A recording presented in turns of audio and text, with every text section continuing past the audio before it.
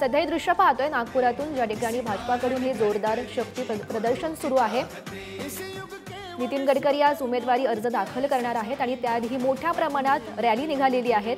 अनेक कार्यकर्ते आपल्याला दिसतायत। सोबतच आपण पाहू शकतो चंद्रशेखर बावनकुळे आहेत, उपमुख्यमंत्री देवेंद्र फडणवीस आपल्याला दिसतायत।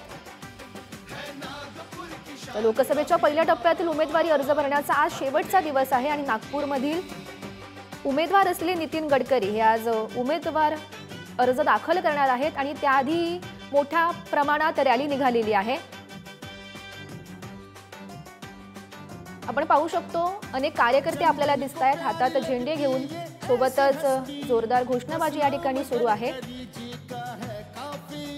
आपण थेट ही लाईव्ह दृश्य पाहतोय नागपूरमधून।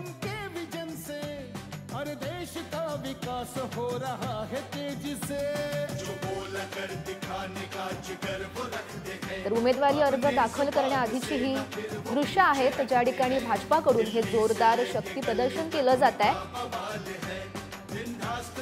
अनेक कार्यकर्ते आहेत जे या रॅलीमध्ये सहभागी झाल्याचं पाहायला मिळत आहे।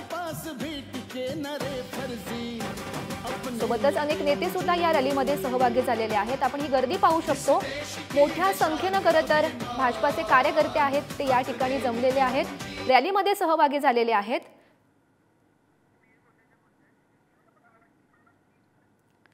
तर मिहिर कोटेच्या बोलतायत, थेट जाऊयात। मुंबई उत्तर पूर्व मतदारसंघात खेळणार याचा मला पूर्ण विश्वास आहे।